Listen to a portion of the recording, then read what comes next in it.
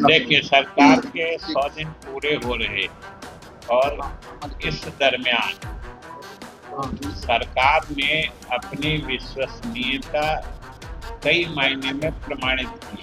तो जिस भरोसे के साथ बिहार की जनता ने एनडीए को 2025 से 30 सरकार चलाने का मैंडेट या जनादेश दिया था, आज हमको बिहार की जनता को यह बताते हुए प्रसन्नता हो रही है कि बिहार सरकार जो जनता की अपेक्षाएं हैं उसी के अनुरूप चल रही है। कि पिछले 20 वर्षों से एनडीए की हुकूमत पूर्व मुख्यमंत्री श्री नीतीश कुमार जी के नेतृत्व में चल रही और ये 2025 से 30 भी नीतीश कुमार के नेतृत्व के तहत ही जनादेश मिला था। ये कि सरकार ने अपने 100 दिन पूरे कर लिए हैं और 100 दिन पूरे होने पर बिहार के उप मुख्यमंत्री विजय कुमार चौधरी ने कहा है कि नीतीश कुमार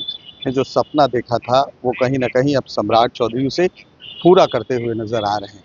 वहीं केंद्रीय कैबिनेट में नीतीश कुमार के जाने पर उन्होंने कहा कि आप ही लोगों के जरिए मुझे भी ये जानकारी मिल रही है। पहले आपको सुनवाते हैं कि क्या कह रहे हैं उप मुख्यमंत्री विजय कुमार चौधरी। देखिए, सरकार के 100 दिन पूरे हो रहे और इस दरमियान सरकार ने अपनी विश्वसनीयता कई मायने में प्रमाणित की।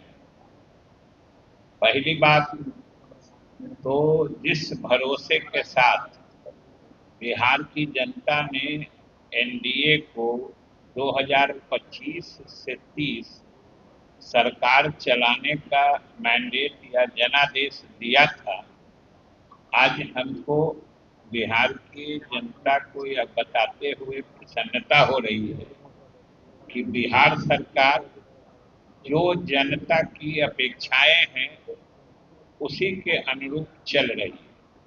और आप सब जानते हैं कि पिछले 20 वर्षों से एनडीए की हुकूमत पूर्व मुख्यमंत्री श्री नीतीश कुमार जी के नेतृत्व में चल रही और ये 2025 से 30 भी नीतीश कुमार के नेतृत्व के तहत ही जनादेश मिला था।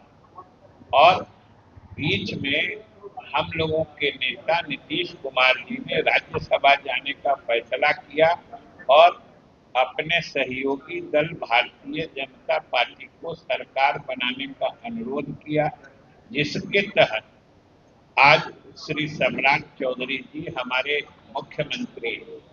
लेकिन सबसे खुशी और प्रसन्नता की बात है कि सम्राट चौधरी जी जब से मुख्यमंत्री बने हैं, इन्होंने बनते समय और उसके बाद से लगातार हर अवसर पर इन्होंने घोषणा जारी रखी है कि सरकार के चलने की दिशा जो नीतीश कुमार जी ने तय की थी वही रहेगी।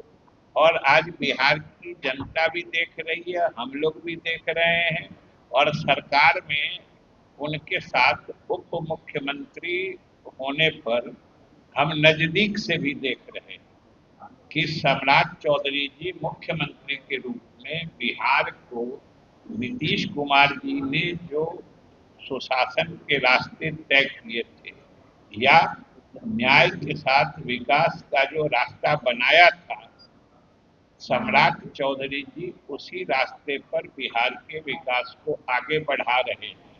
कल भी आपने देखा है कि वो दिल्ली में जो वहाँ के भूतल परिवहन मंत्री हैं नितिन गडकरी जी, उनसे मिलके कई महत्वपूर्ण योजनाओं की स्वीकृति लाई है।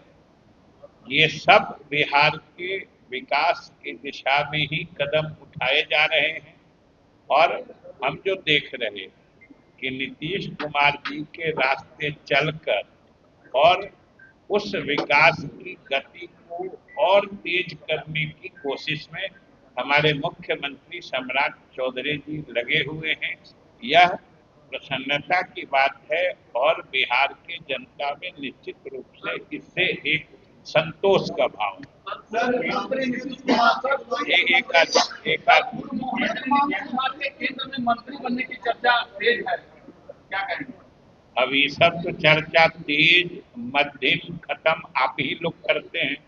हम तो न कभी तेज सुने हैं, न कभी मध्यम सुने हैं, न कभी खत्म सुने। पिछले दिनों नीतीश कुमार से आरसीपी सिंह की मुलाकात हुई थी 7 नंबर में, उसके बाद चर्चा हमने आप ही लोगों से सुना है, कोई मैं उस वक्त वहां था नहीं, लेकिन हम लोगों ने भी आप ही लोगों के माध्यम से सुना कि श्री आरसीपी सिंह जी मुख्यमंत्री जी से मिलने गए और मिले। इतने तो समाचार है। अब ये तो कहीं मुलाकात में नहीं लिखा हुआ था। आप लोग भी तो इतने ही कहे कि वो गए मिले, तस्वीरें भी सामने में आई। जो सच्चाई है सो है।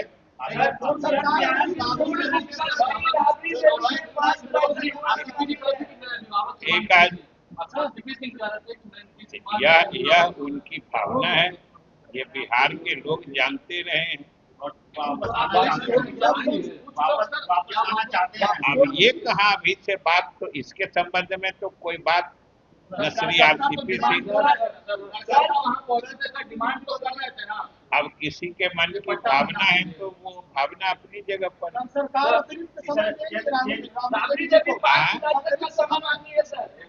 एक आदमी बोलिएगा राबड़ी देवी को 5 जुलाई तक आवास खाली करने को लेकर 5 जुलाई तक का समय मांगा गया है। वो तो दे ही दिया सरकार। जबकि सूची राबड़ी देवी जी यहाँ के परिषद में नेता प्रतिपक्ष और उनके हर वाजिब और वैधानिक जो बात होगी उसको सरकार पूरा करेगी। नदियों को जोड़ने की योजना आप लोगों ने बनाई थी, कहाँ तक प्रोग्रेस है? बाढ़ का समय अभी कोसी मीठी लिंक की परियोजना स्वीकृत होके उस पर काम किया जा रहा है, शुरुआत हो गई है। इसी तरीके से आगे भी 2-3 और योजनाओं पर काम किया जा रहा है। सर राबड़ी देवी कार्य है, जब तक नहीं मिलेगा खाली नहीं होगा। जब्ती सूची मांग रहे हैं राबड़ी देवी के आप सचिव, जब्ती सूची मांग रहे हैं कि 2006 जब्ती सूची, हाँ सामानों की सूची मांग रहे हैं। आप सामानों की सूची या जब्ती सूची में फर्क समझते हैं, तो ये दोनों में फर्क समझते हुए और इस मामले में भी जो भी वैधानिक होगा, जो भी नियमित तरीका होगा वो सरकार करेगी। सर आपके विभाग से क्या फैसला है? बारिश का महीना आ गया है, हमारे विभाग की तरफ से दोनों तरह की तैयारी है। एक तो बारिश का महीना शुरू हो गया है और आपको हम बता दें कि बिहार में जब बारिश होती है तो उससे हम लोगों को ज्यादा परेशानी, यानी बाढ़ के पक्ष की बात हम कह रहे हैं कि बिहार में बारिश होने से बाढ़ की स्थिति कम बनती है। असली बाढ़ की स्थिति बनती है जब या तो नेपाल में बहुत अधिक बारिश होती है या झारखंड में बहुत अधिक बारिश होती है। नेपाल में अधिक बारिश होती है तो उत्तर बिहार की जो नदियां हैं, इधर घाघरा गंडक से लेके यहाँ कोसी महानंदा तक, उन नदियों में बाढ़ की स्थिति बनती है। तब उत्तर बिहार के जो हमारे रिहायशी इलाके हैं विभिन्न जिलों के, वो प्रभावित होते हैं। दक्षिण बिहार में तब बाढ़ आती है जब झारखंड के इलाके में ज्यादा बारिश होती है, जैसा पिछले साल हुआ था। उत्तर बिहार के नदियों की स्थिति लगभग सामान्य या थोड़ा बहुत ज्यादा रहा, लेकिन झारखंड में इतनी बारिश हुई कि हमारे दक्षिण बिहार की नदियां बाढ़ से उपलाती रही। इसलिए इधर नालंदा जहानाबाद के इलाके में बाढ़ की स्थिति ज्यादा मैंने कष्टप्रद थी। इस बार अभी तक सब कुछ नियंत्रण में है और हम लोग दोनों स्थितियों से निपटने के एक एक तो जो बाढ़ के पूर्व की तैयारी होती है, जहां विभाग के आकलन में तटबंधों पर और सुरक्षा या टूटने का खतरा हो सकता है, हम लोग वहां उनको मजबूत करके, पुख्ता करके, और अगर कुछ इमरजेंसी में सामान की जरूरत पड़ी तो वो भी इकट्ठा करके रखते हैं। और दूसरे, अगर कम बारिश हुई तो फिर किसानों को सिंचाई के लिए पानी मुहैया कराने की भी व्यवस्था हम लोग करते हैं। अपने जलाशयों में पानी का इंतजाम करते हैं, और आप जानते हैं कि जलाशय भी हमारे अंत में निर्भर करते हैं बारिश के पानी पर ही। लेकिन हम लोगों ने एक नई योजना प्रारंभ की है कि बाढ़ के समय में गंगा गंडक से पानी निकाल के जो हमारे अलग अलग जलाशय हैं, जिनमें आज के मौसम में या अगले 2-3 महीनों के काल में सिंचाई के लिए पानी कम उपलब्ध रहता है, ऐसी स्थिति से निपटने के लिए बाढ़ के समय में नदियों के पानी को स्थानांतरित करके हम लोग इन जलाशयों में फिर से सुरक्षित जमा करेंगे, स्टोर करेंगे, जिससे कि अगर अल्प वृष्टि की संभावना हो या अल्प वृष्टि का समय हो, तो वैसी हालत में हम लोग अपने जलाशयों से किसानों को सिंचाई के लिए पानी दे सकें, ऐसी व्यवस्था भी हम लोग कर रहे हैं। तो आपने उप मुख्यमंत्री विजय कुमार चौधरी को सुना, कहते हुए नजर आ रहे हैं कि नीतीश कुमार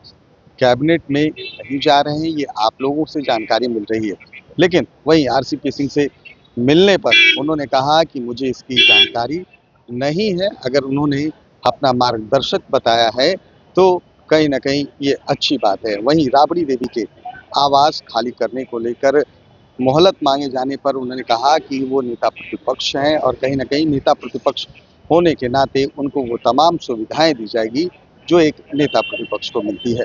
कैमरा पर्सन गोलू के साथ सुधेंद्र रमन, NBC 24 पटना।